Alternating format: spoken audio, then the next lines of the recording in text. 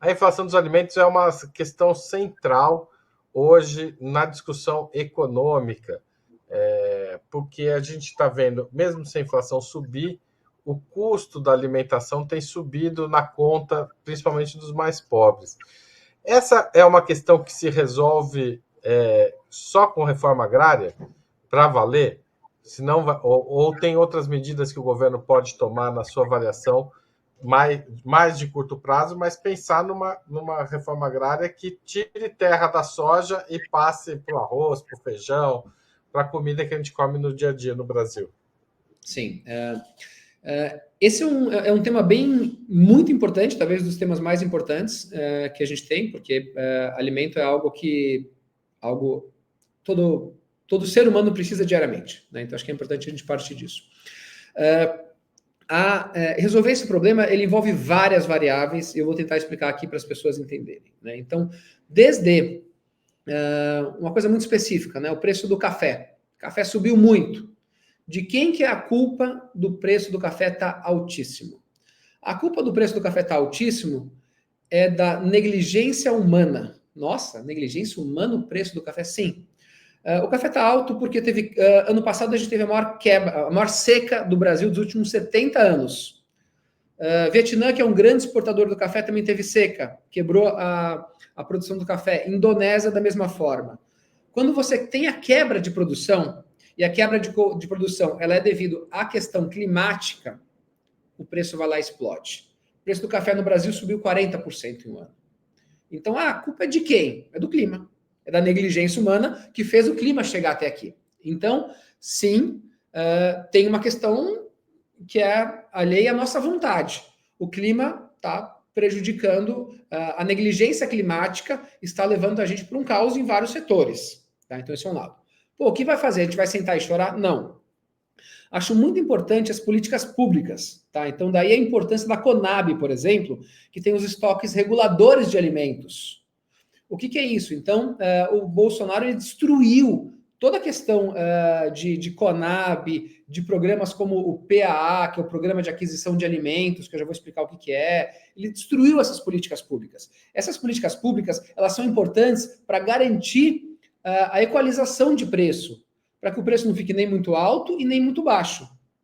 Então, porque o que é isso? Então, digamos que está com pouco arroz, e daí o preço do arroz sobe. Se a Conab ela tem estoques, ela consegue desovar esses estoques, vender esses estoques para manter um preço justo para a população.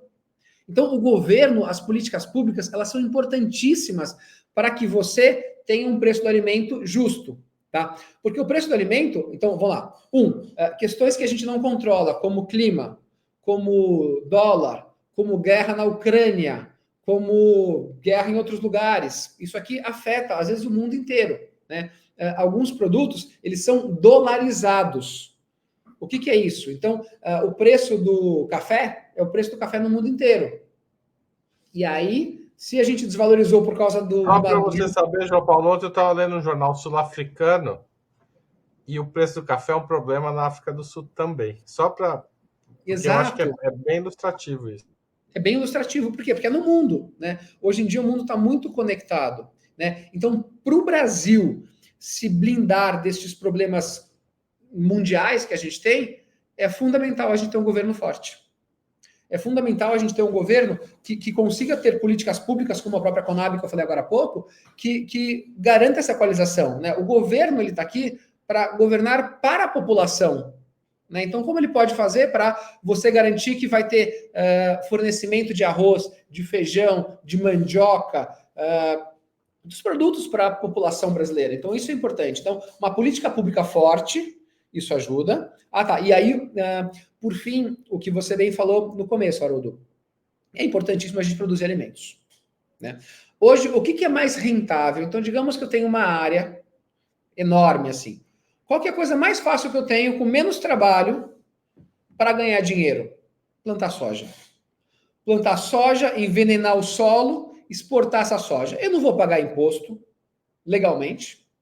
Eu vou exportar soja, vou empregar pouca gente e vou destruir o meio ambiente. Eu vou jogar muito veneno na água também, mas ok, eu compro água da França.